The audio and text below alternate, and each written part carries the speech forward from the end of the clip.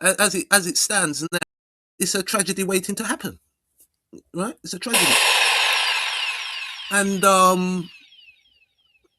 so I feel the theatre of war has changed, as we saw in Ukraine. Okay, Ukraine are battling a larger army, right?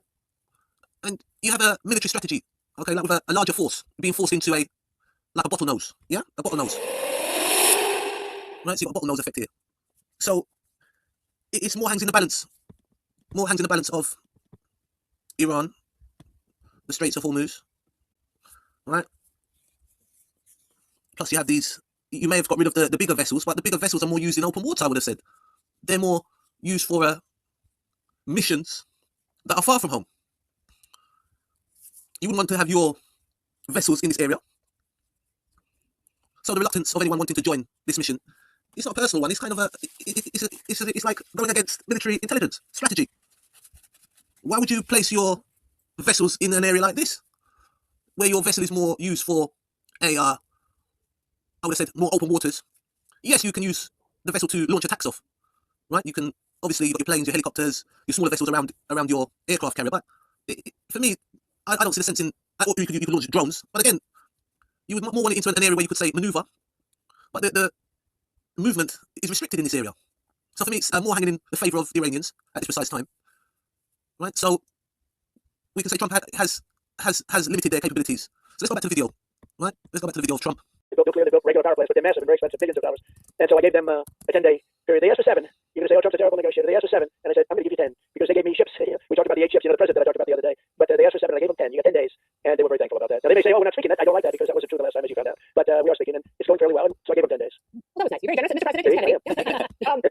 So you talk about some of the people in Iran who are left in the regime. They don't want to be the supreme leader because they know it's probably a short-term position. There are a lot of Democrats in this country who would like to be president. They would like to succeed you, and they are using this war as a battering ram. People like Seth Moulton, who ran in 2024, he is saying that, or sorry, 2020, he's saying you are losing this war. And my question for you, in terms of people who may be getting on the Democrat side, and even some within your own party, what does winning this war look like?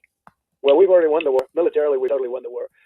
We even knocked out all they call mine droppers. They drop. How'd you like to have a country that has 22 ships that do nothing but drop mines in the water? You know you're off to a bad start when you hear that. Now, a guy like Moulton, I don't know who he is. I don't think I ever met him, but he's a loser. I mean, I watch him on television. He's a total loser. And they use this. I watch poor Chuck. I mean, Chuck Schumer is a great Palestinian, represents the Palestinian nation right now. He's no longer Jewish, I guess. What he's done to the Jewish people is incredible. They hate him. But remember this. They are good at one thing, sticking together. They have horrible policy, and they lie.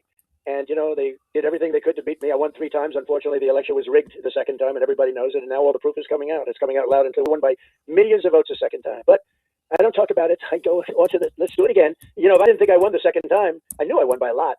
I wouldn't have run the third time because, that's like the ultimate poll. But I knew how well we did the second time. But the third time we made it too big to rig. So for those people that say the level of popularity, CNN, your friends at CNN, fake news CNN, one of the worst networks you'll ever see, one of the most dishonest, disgusting groups of people. But what happened is they did a poll. And the poll came out yesterday or the day before. The worst networks you'll ever see, one of the most dishonest, disgusting groups of people. But what happened is they did a poll, and the poll came out yesterday or the day before. And is Trump losing MAGA support? The poll was 1%. And their pollster, he's got a lot of energy, and he's pretty good. He probably won't have a job very long. But he said, whoa.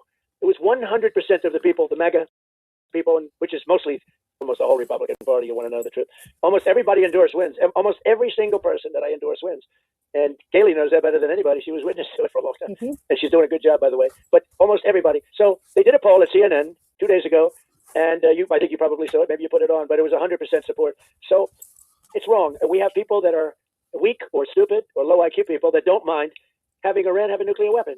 The MAGA people are smart. Now, that doesn't mean they want us over there like Bush, for years, just for years. I always said, don't go into Iraq, but if you do, keep the oil.